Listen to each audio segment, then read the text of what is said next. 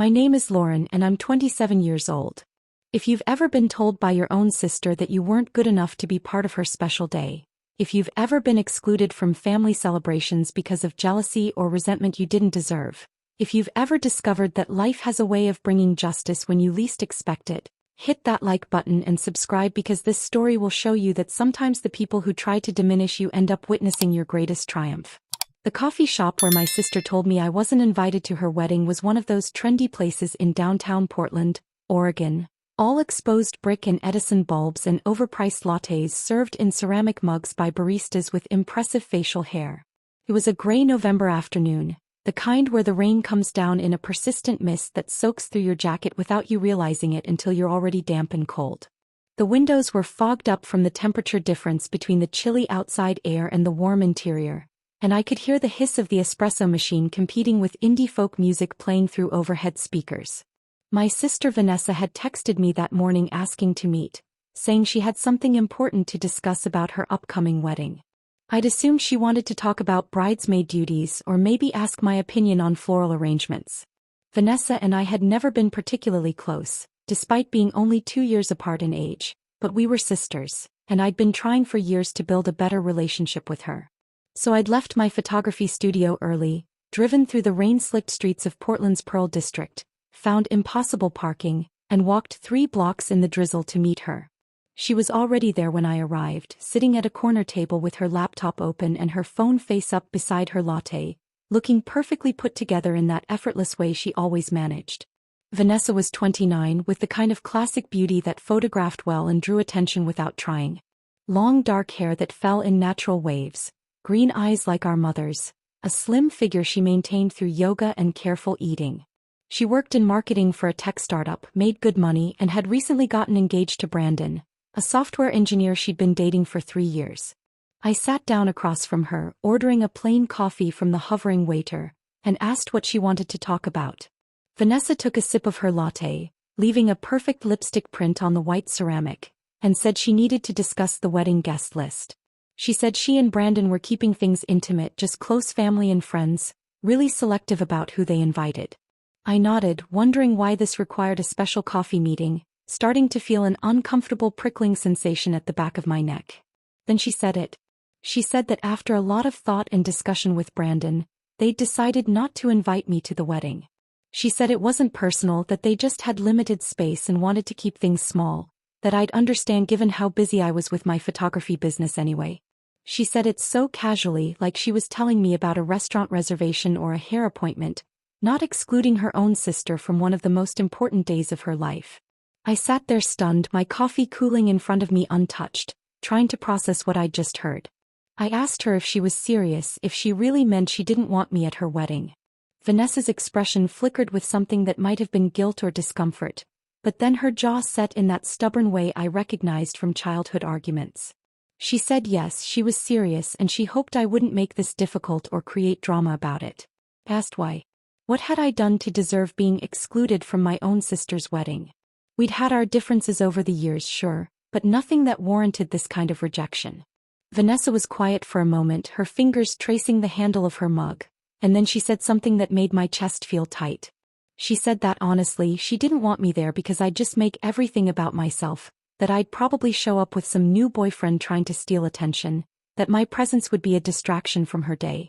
The accusation was so unfair, so completely unfounded that I almost laughed. I'd been single for over a year, focusing on building my photography business and hadn't even been dating. But more than that, I'd never been the type to seek attention or make things about me. If anything, I'd spent most of my life trying to stay out of Vanessa's spotlight, trying not to compete with her, trying to just exist without constantly being compared to my more successful, more beautiful, more socially adept older sister. I told her this was ridiculous, that she was making up excuses because she clearly had some other reason for not wanting me there. Vanessa's face flushed and her voice got sharper. She said fine if I wanted the truth. The truth was that she'd always been compared to me, always felt like she had to compete with me, and for once she wanted something that was entirely hers without me being part of it. She said our parents had always favored me, always made excuses for my choices, always acted like my artistic career was more interesting than her stable corporate job. I was so shocked I couldn't even respond. The idea that our parents favored me was absurd. Vanessa had been the golden child our entire lives.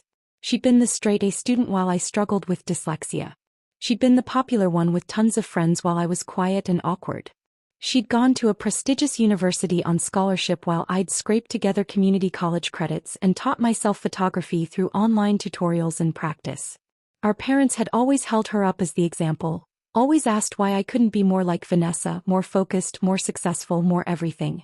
But clearly Vanessa had experienced our childhood completely differently. In her mind, I was the favored one, the one who got away with following my passion while she felt pressured to pursue a practical career. The resentment in her voice was real. Years of accumulated jealousy and competition that I'd never fully understood was there. And now it was manifesting in this ultimate rejection, being excluded from her wedding because my very existence apparently threatened her happiness. I told her I was sorry she felt that way, but that this was cruel and unnecessary. I said I'd never tried to compete with her or take anything away from her, that I'd always been proud of her accomplishments even when I felt like I was failing at everything. I said that excluding me from her wedding would damage our relationship permanently, that this wasn't something we could easily come back from. I read that message sitting in the parking lot of Savannah Memorial Hospital, the Georgia humidity pressing down like a weight, the Spanish moss hanging from the live oaks looking suddenly sinister instead of romantic. He'd broken up with me via text while my grandmother was possibly dying. He'd ended 5 years together, including a 2-year engagement, without even having the courage to do it in person or over the phone. I called him immediately, my hands shaking with rage and hurt and disbelief. He answered but sounded distant, apologetic but firm. He said he was sorry about the timing, but he'd made his decision. When I asked if this was about his mother, if Patricia had finally convinced him I wasn't good enough, he didn't deny it. He just said his family was important to him and he needed to be with someone who fit better into his world. Someone who understood the social obligations and expectations that came with his position. I asked if there was someone else. There was a pause, too long, too telling. He said no, but I didn't believe him. Later, through mutual friends, I learned that he'd been seeing Mackenzie for a few months before he broke up with me. Mackenzie Whitmore, whose family was even wealthier than the Carters, whose mother was on all the same charity boards as Patricia, who'd gone to the right schools and belonged to the right clubs and would fit seamlessly into Daniel's world in all the ways I never could. The months after the breakup were some of the darkest of my life. I threw myself into work, taking on extra projects at the Historical Society, volunteering for evening and weekend events, anything to avoid sitting alone in my apartment thinking about the life I'd planned that had evaporated. My friends rallied around me, taking me out for drinks and dinners, letting me cry and rage and slowly process the grief of losing not just a relationship but an entire imagined future. Charleston is a small city despite its tourism and growth, and I couldn't avoid seeing Daniel occasionally. We moved in overlapping social circles, attended some of the same professional events, had mutual friends who tried awkwardly to maintain relationships with both of us. I'd see him across a room and feel my chest tighten, would watch him laugh with his new girlfriend and wonder what was wrong with me that I hadn't been enough. About 6 months after the breakup, I went to a historic preservation conference in Asheville. I almost didn't go, feeling too raw and exhausted to network and socialize. But my boss insisted, saying I needed to get out of Charleston for a bit, needed to remember there was a whole world beyond my heartbreak. So I drove up into the North Carolina mountains, checked into the conference hotel, and resigned myself to 3 days of presentations and awkward small talk. That's where I met Thomas. Father Thomas Mitchell, to be specific, though he insisted everyone just call him Thomas or Tom. He was a Catholic priest, 35 years old, with kind eyes and an easy smile and a genuine passion for historic church architecture. He was attending the conference because his parish, a beautiful old church in Columbia, South Carolina, was undergoing restoration, and he wanted to better understand the process and the importance of preserving original features. We ended up sitting next to each other at a presentation about 19th century ecclesiastical architecture, and afterward he asked if I wanted to grab coffee and discuss some of the concepts that had been presented. We sat in the hotel cafe for 3 hours, talking about Gothic revival details and the challenge of modernizing historic buildings while maintaining their integrity. He was intelligent and thoughtful and had a way of listening that made you feel truly heard. Over the next few days of the conference, we kept running into each other, or maybe we were seeking each other out, I wasn't entirely sure. We attended presentations together, grabbed meals, explored Asheville's historic downtown in the evenings. He told me about his path to priesthood, how he'd felt called to service and found deep meaning in his vocation. I told him about my work, about growing up in Charleston, about my love for the city's architecture and history. I didn't tell him about Daniel, about the broken engagement, about feeling like I'd failed at the one relationship that was supposed to last forever. On the last night of the conference, we had dinner at a small restaurant in downtown Asheville, and Thomas told me something that surprised me. He said he hadn't always been a priest, that he'd been engaged once in his 20s before he entered seminary. The relationship had ended badly, his fiancée leaving him for someone else, and he'd spent years struggling with feelings of rejection and inadequacy. His path to priesthood had been partly spiritual calling and partly healing journey, finding purpose and peace through service to others. I found myself telling him everything then, the whole story of Daniel and the breakup and the text message and how I still felt broken and insufficient. Thomas listened without judgment, without trying to fix it or offer platitudes. When I finished, he said something I've never forgotten. He said that sometimes people leave our lives not because we're inadequate, but because we're meant for different paths, and holding on to the wrong relationship would prevent us from finding the right one.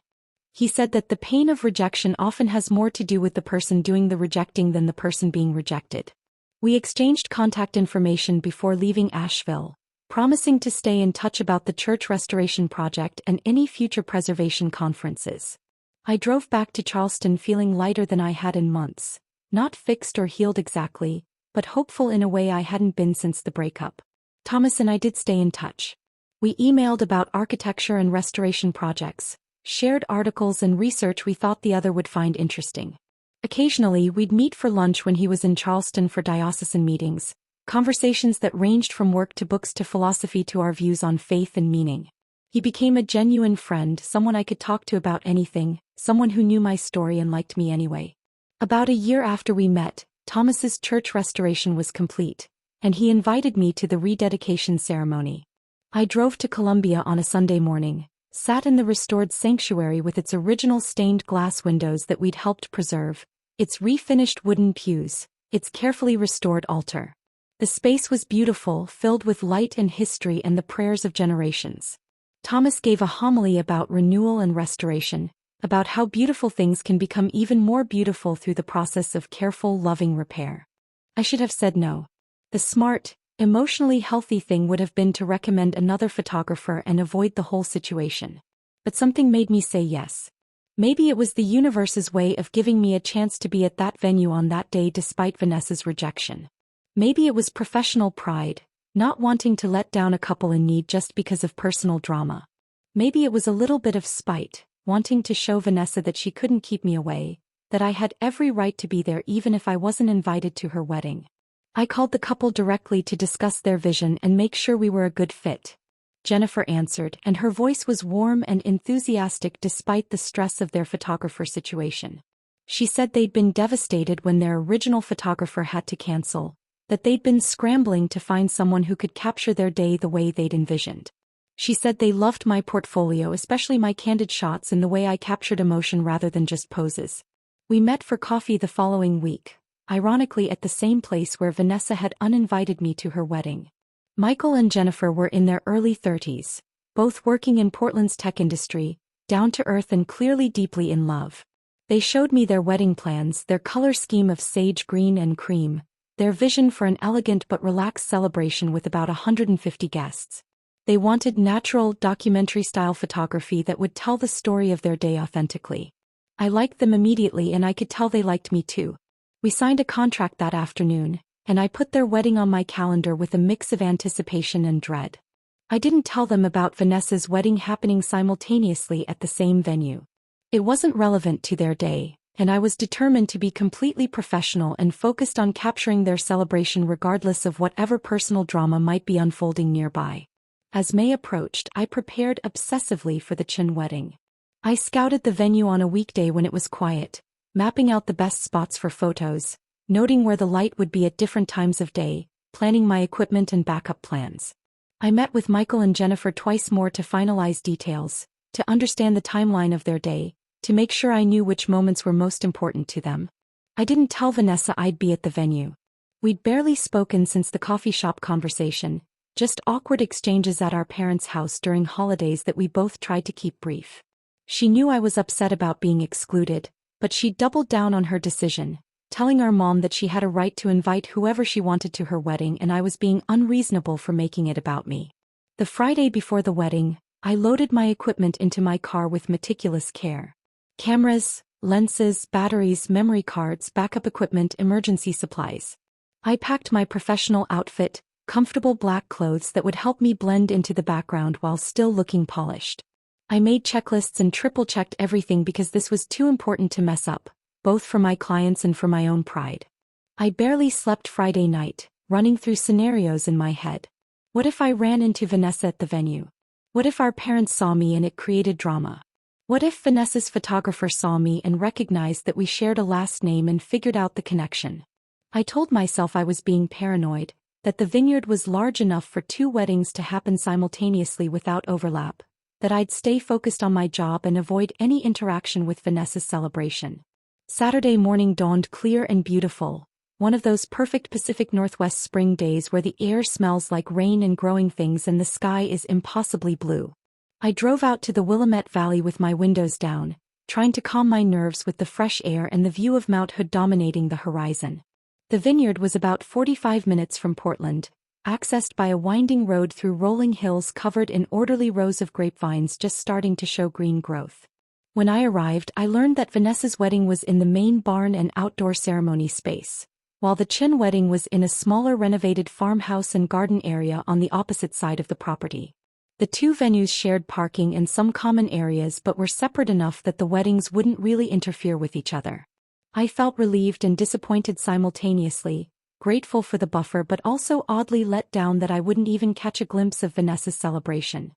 I found Jennifer in the farmhouse getting ready with her bridesmaids, and I slipped into work mode immediately. This was what I was good at, capturing the excitement and nerves of a bride preparing for her wedding, the laughter with friends, the quiet moments of reflection, the details of dress and flowers and jewelry. Jennifer was a beautiful bride, glowing with happiness, and her bridesmaids were fun and natural in front of the camera. The ceremony was scheduled for 4 in the afternoon, and as that time approached I moved between the bride and groom getting ready in separate locations, capturing all the pre-ceremony moments. Michael was nervous and excited, fumbling with his tie until his best man helped him, and his face when he saw Jennifer for their first look was pure joy. I got the shot, that moment of recognition and love and anticipation, and I knew it would be one of their favorites. The ceremony site was in a garden overlooking the vineyard, with the Cascade Mountains visible in the distance. Chairs were arranged in rows facing an arbor decorated with sage green fabric and cream roses. As guests arrived and took their seats, I positioned myself to capture the processional and ceremony from multiple angles. I was checking my camera settings when I noticed someone walking past the garden toward the main barn area. It was Vanessa in her wedding dress. Even from a distance she looked stunning, exactly as I'd imagined she would. Her dress was classic and elegant, her hair swept up, a long veil trailing behind her as she walked with our father toward the barn where her ceremony would take place. I felt a sharp pain in my chest seeing them together, seeing the moment I'd been excluded from, but I forced myself to look away and focus on my actual job. The Chin ceremony was beautiful and personal. They'd written their own vows, promising to support each other's dreams and face challenges together and choose love every day. Jennifer cried, Michael's voice cracked with emotion, and I captured it all while feeling acutely aware that somewhere nearby, Vanessa was making similar promises without wanting me there to witness them. After the ceremony, during cocktail hour while I was photographing details and candid moments of guests mingling, I stepped away briefly to change a memory card. I was standing near the edge of the farmhouse property, partially hidden by a large oak tree, when I saw Vanessa's wedding party emerge from the barn for photos. They were laughing and posing, the bridesmaids in dusty blue dresses, the groomsmen in navy suits, and Vanessa in the center of it all looking radiant and happy. Our parents were with them, Mom fussing with Vanessa's veil, Dad standing proud and tall in his best suit. I watched them for just a moment, this family celebration I'd been deemed unworthy of attending, and I felt the familiar ache of exclusion. Then I turned away and went back to my own work, to the couple who'd trusted me to document their day, determined not to let my personal feelings interfere with my professional responsibilities. The Chin reception was lively and fun. Michael and Jennifer had great energy, their guests were enthusiastic dancers, and the toasts were heartfelt and funny. I moved through the crowd capturing moments, finding the emotional beats and the candid interactions that would tell the story of their day. This was what I loved about wedding photography, being trusted with this important responsibility, creating art while documenting real love and celebration. It was during the reception while I was photographing the cake cutting that I noticed someone watching me from across the room. He was tall and attractive, probably in his early 30s, wearing a suit and holding a camera with a professional-looking lens. I recognized the stance, the way he observed the room looking for moments worth capturing. He was another photographer, I realized. And then it clicked. He must be Vanessa's photographer, probably taking a break or maybe having wandered over from the barn out of curiosity about the other wedding happening at the venue. He approached me during a lull, introducing himself as Derek and saying he was photographing the Carter Morrison wedding in the barn. Carter was Vanessa's last name. Morrison was Brandon's. He said he'd noticed me earlier and wanted to compliment my work, that he'd seen some of my shots and was impressed by my eye for candid moments.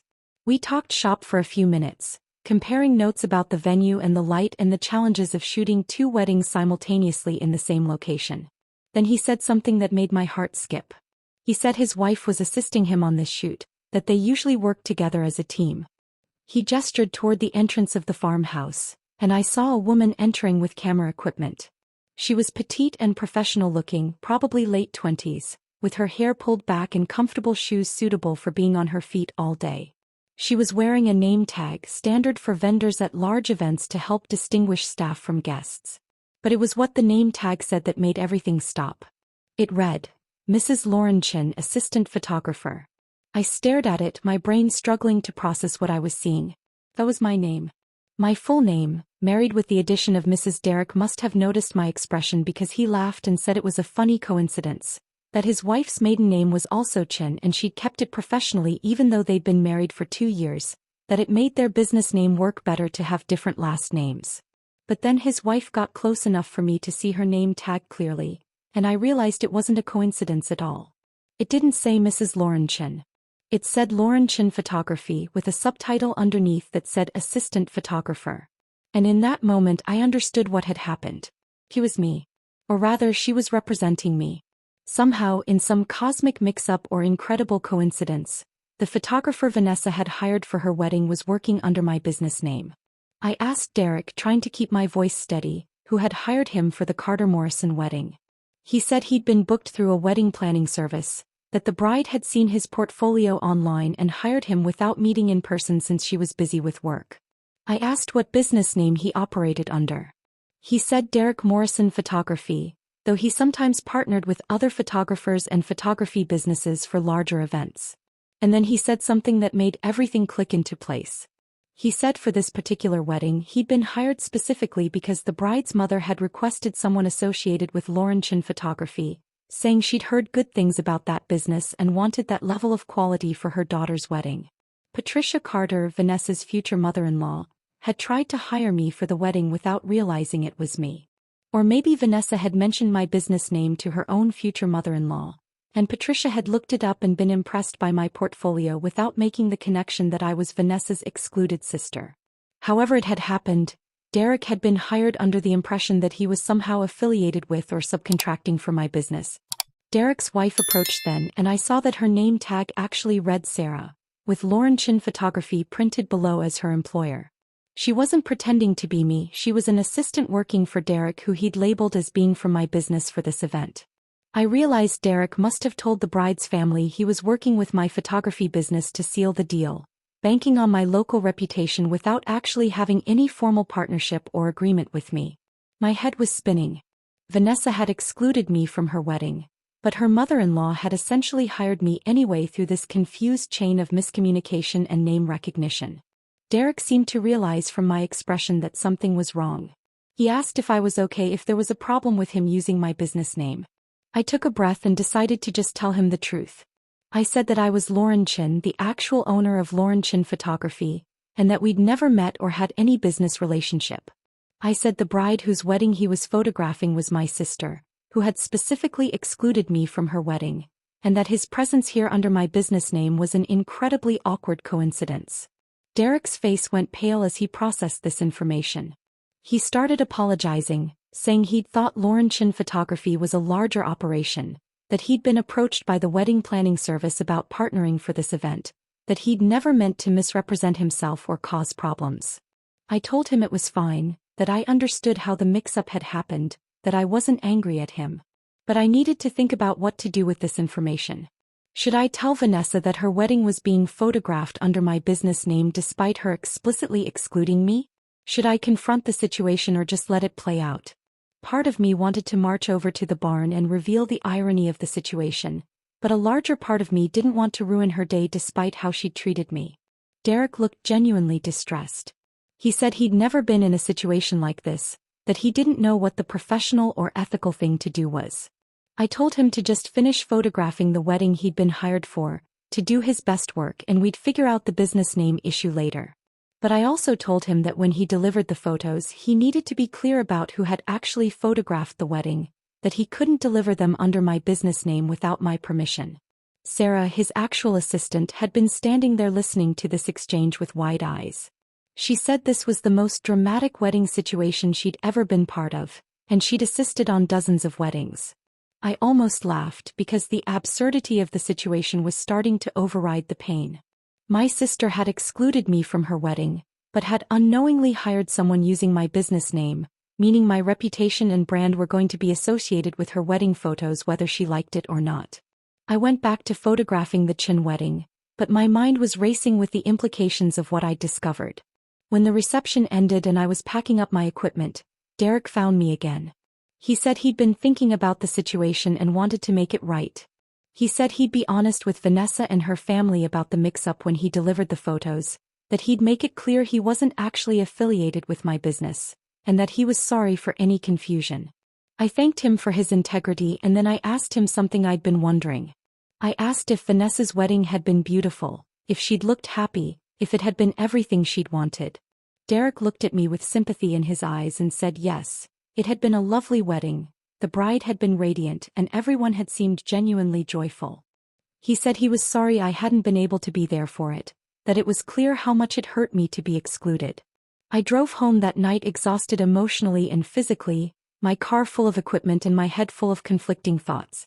Part of me felt vindicated by the cosmic joke of Vanessa hiring a photographer using my business name. Part of me felt sad that even this indirect association with her wedding had happened against her wishes and would probably cause more conflict when she found out. Part of me just wanted to stop caring about Vanessa's opinion of me, to let go of the hurt and move forward with my own life. The Chin wedding photos turned out beautifully. I spent the next week editing them obsessively, pouring all my energy and skill into making sure they were perfect.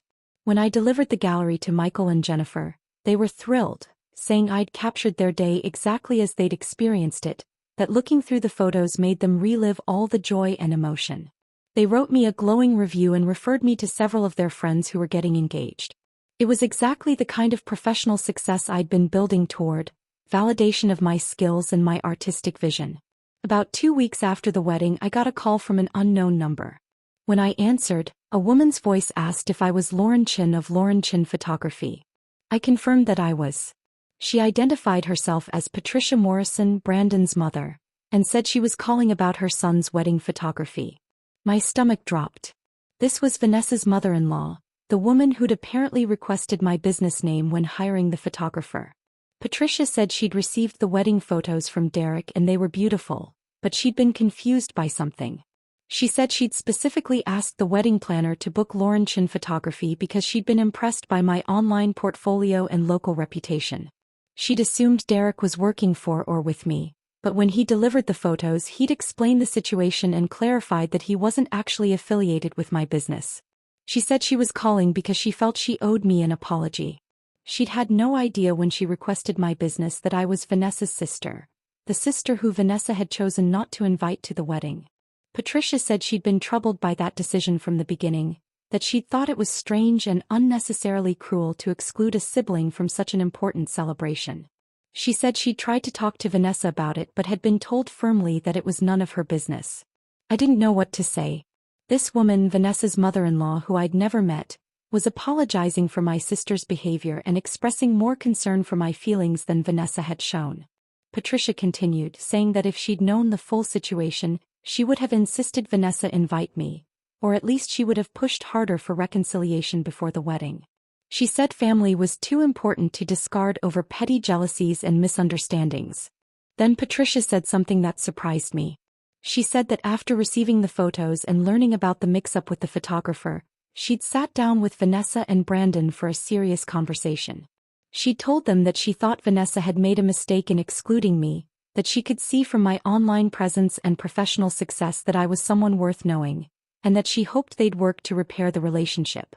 She said Vanessa had been defensive at first but had eventually admitted that maybe she'd overreacted, that the wedding day itself had made her realize how important family was.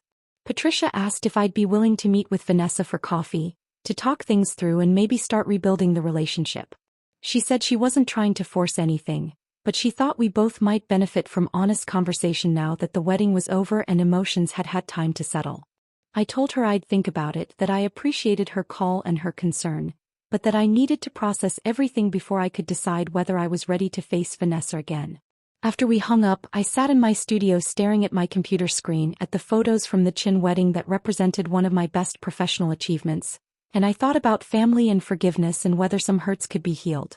I thought about how strange it was that my business name had ended up associated with Vanessa's wedding despite her best efforts to keep me away from it, how the universe had created this bizarre connection that forced her to confront my existence even on her special day. A few days later, Vanessa called me herself. Her voice was tentative, lacking the confidence and dismissiveness she'd had at our last coffee shop meeting. She said Patricia had talked to her, that Derek had explained the photography mix-up, that she'd been shocked to learn her wedding photos were delivered by someone who'd been using my business name. She said it felt like some kind of cosmic message that she couldn't escape me even when she tried. I waited for her to continue, not sure if this was leading to an apology or another accusation. Vanessa was quiet for a moment and then she said she was sorry. Not sorry for the wedding exclusion specifically, but sorry for how she'd handled our relationship in general. She said the wedding day had made her realize how much family mattered, that looking around at all the people celebrating with her and Brandon, she'd felt a gap where I should have been. She said she'd been jealous of me for years, that she'd always felt like she had to be perfect because I got to be creative and unconventional, that she'd resented what she saw as my freedom while she felt trapped by expectations. She said she knew it wasn't fair or rational, that her jealousy said more about her own insecurities than anything I'd actually done. She said the photographer situation, learning that her mother-in-law had specifically wanted to hire me based on my reputation, had forced her to confront the fact that I'd built something real and valuable, that I wasn't just floating through life without purpose like she'd wanted to believe. I told her I'd never meant to be competition for her, that I'd always admired her success even when I felt inadequate in comparison. I told her about my own struggles with dyslexia and feeling less intelligent than her, about how I'd pursued photography partly because it was something I could do well that didn't require the academic skills that came easily to her. We talked for over an hour, really talked in a way we probably never had before, both of us finally being honest about our insecurities and resentments instead of pretending everything was fine. The conversation didn't fix everything instantly. Years of jealousy and competition and misunderstanding couldn't be resolved in one phone call. But it was a start, an acknowledgement that we'd both contributed to the distance between us, that we both wanted something better even if we didn't know how to achieve it yet. Vanessa asked if I'd be willing to meet for coffee, real coffee where we actually tried to reconnect instead of just going through the motions of sisterhood. I agreed, and a week later we met at the same trendy coffee shop where she'd uninvited me to her wedding. It felt like coming full circle, sitting across from each other at a corner table with lattes cooling in front of us. This time, though, the conversation was different. We talked about our childhood, about how we'd both felt unfairly compared to each other, about the ways our parents' well-meaning comments had fed our insecurities. We talked about our current lives, about Vanessa's new marriage and her work stress, about my photography business and the satisfaction and challenges of being self-employed. Vanessa asked if she could see the photos I'd taken at the Chin wedding. I pulled them up on my phone and she scrolled through them with genuine interest, occasionally commenting on a particularly good shot or asking about my technique. She said they were beautiful, that she could see why Patricia had wanted to hire me, that I had a real gift for capturing emotion and authentic moments. It was maybe the first genuinely complimentary thing she'd said about my work in years, and it meant more than I wanted to admit. Then she showed me some of the photos from her own wedding, the ones Derek had delivered. They were technically proficient and captured all the important moments, but she said something felt missing, that they seemed posed and formal rather than natural and emotional like mine. I gently pointed out that might have something to do with the photographer not knowing the family, not having any connection to the people he was photographing. I said that's often what you get when you hire someone last minute through a service rather than building a relationship with your photographer. Vanessa looked at me for a long moment and then she said what we were both thinking. She said she should have hired me to photograph her wedding from the beginning. Not just invited me as a guest, but actually hired me to do what I do best, to capture her day the way I'd captured the Chin wedding. She said she'd let jealousy and resentment deprive her of having the wedding photos she really wanted, photos created by someone who actually knew and cared about her family. I told her it was too late to change that, but it wasn't too late to move forward differently. I suggested that maybe I could take some family photos of her and Brandon or anniversary photos next year, something that would give us a chance to work together and rebuild trust through my art.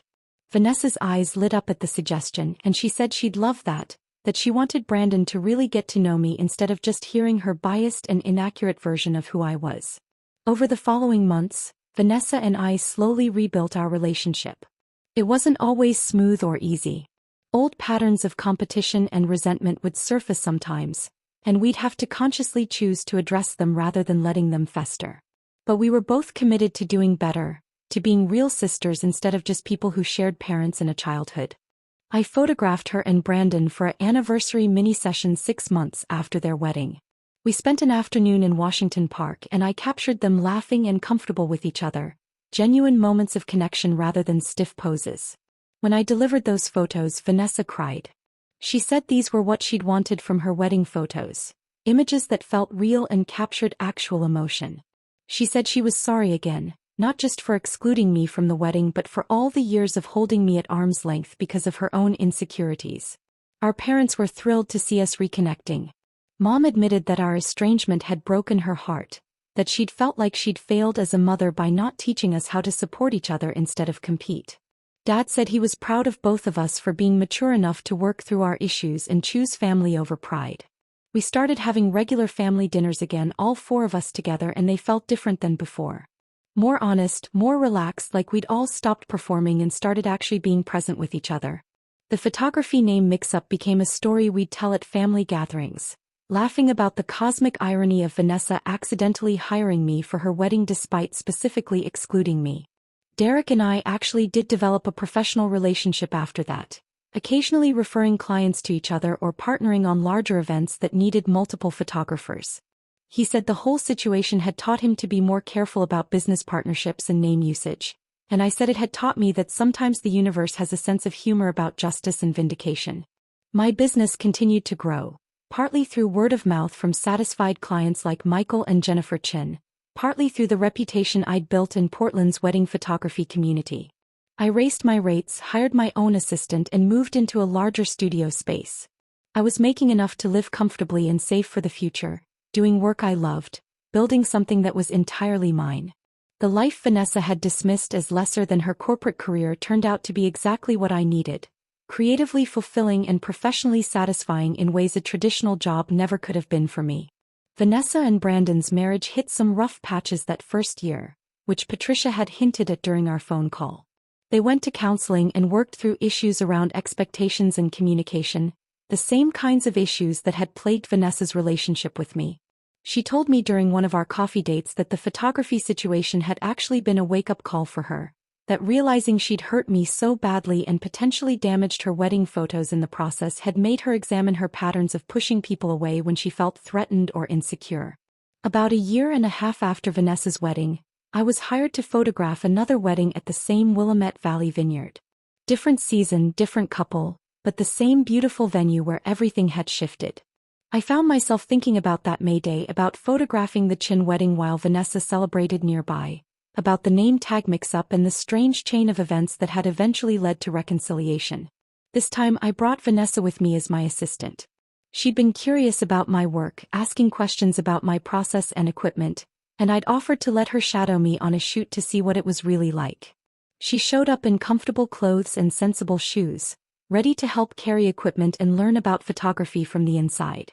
Watching her observe how I worked, how I interacted with clients and captured moments, I saw new respect in her eyes. This wasn't easy work. It required technical skill and artistic vision and emotional intelligence and physical stamina. It was real and valuable, just different from what she did. During a break, we stood together looking out over the vineyard, Mount Hood visible in the distance, and Vanessa said something I'll never forget. She said she was proud of me, truly proud of what I'd built and who I'd become. She said she was sorry it had taken her so long to see past her own jealousy to recognize my worth. She said that excluding me from her wedding was one of the worst decisions she'd ever made, not just because of how it hurt me, but because she'd deprived herself of having someone who loved her there to share that moment. I told her I forgave her, that I understood how family dynamics and long-held resentments could make people act in ways they later regretted. I told her I was grateful for the photographer mix-up, bizarre as it was, because it had forced us to finally have honest conversations we'd been avoiding for years. I told her I was proud of her too, for being brave enough to examine her own behavior and work to change it, for being willing to admit she was wrong and make amends. We finished the wedding shoot together, Vanessa helping with equipment and even taking a few shots under my guidance. Later, looking through the photos, I found one she'd taken of me working, capturing a bride and groom during their first dance. In the photo, I'm completely focused on my subjects, my camera raised, my expression intense with concentration. Vanessa had titled the file "My Sister, the Artist," and when I saw it, I cried. That photo sits framed in my studio now, a reminder of how far we'd come, of how exclusion and hurt had eventually transformed into understanding and respect. Clients sometimes ask about it, and I tell them a shortened version of the story. My sister and I had a complicated relationship, I say, but we worked through it. Family is worth fighting for, even when it's difficult, even when it hurts, even when it seems easier to just walk away. My name is Lauren Chin and I'm 27 years old. My sister told me I'd never be invited to her wedding, but her mother-in-law accidentally hired a photographer using my business name, creating a cosmic joke that eventually led to healing and reconciliation. I learned that sometimes rejection opens doors you didn't know existed, that building your own success is the best response to being underestimated, and that family relationships can be repaired if both people are willing to do the hard work of honest communication and forgiveness. The irony of being excluded from Vanessa's wedding but having my professional name associated with it anyway wasn't lost on anyone in our family. It became a story about karma and cosmic justice, about how you can't really erase someone from your life even when you try, about how the universe has ways of forcing us to confront what we're trying to avoid. But more than that, it became a story about second chances, about sisters learning to see each other clearly instead of through the distorted lens of childhood competition and parental comparison. I still photograph weddings almost every weekend during peak season. I still love capturing those moments of joy and commitment and family celebration. But now, when I see siblings in bridal parties, when I photograph family dynamics and observe how people interact with those they love most, I have a different perspective. I understand that relationships are complicated, that jealousy and resentment can coexist with love, that sometimes the people who hurt us most are the ones struggling with their own pain. And I'm grateful, strange as it sounds, for that coffee shop conversation where Vanessa uninvited me to her wedding. Not because the exclusion didn't hurt, it absolutely devastated me, but because it forced both of us to confront the dysfunction in our relationship, to stop pretending everything was fine and actually deal with our issues. The pain of that rejection ultimately led to a more honest, more authentic relationship than we'd ever had before. The name tag that said my business name at Vanessa's wedding, that bizarre mix-up that seemed like the universe's way of inserting me into an event I'd been excluded from, became a symbol of something important. You can't erase people's worth by refusing to acknowledge them. You can't diminish someone's value by excluding them from your celebration. All you do is reveal your own insecurity, your own inability to make space for others' success alongside your own. Vanessa learned that lesson the hard way, and I'm grateful she learned it while we still had time to rebuild our relationship. Some siblings never get that chance, never move past childhood competition to adult respect and genuine affection. We almost didn't either. But the photographer situation, as awkward and complicated as it was, gave us an opening for conversation, a reason to finally address everything we'd been avoiding. These days, Vanessa and I talk regularly. We meet for coffee or dinner, sometimes with our parents, sometimes just the two of us.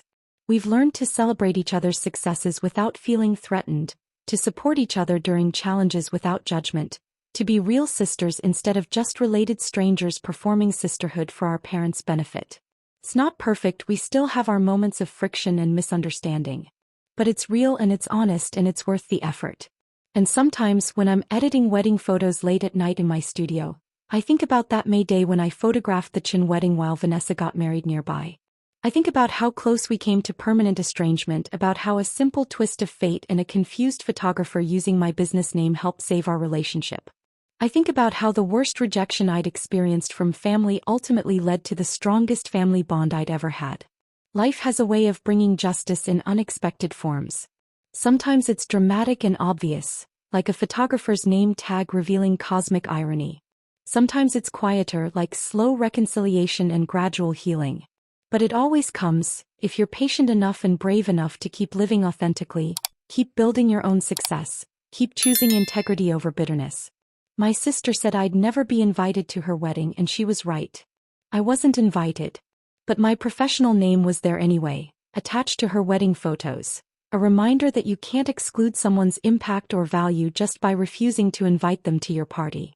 And more importantly, that exclusion created the crisis that finally forced us to be honest with each other, to address years of resentment and jealousy, to build something better than the superficial relationship we'd been maintaining.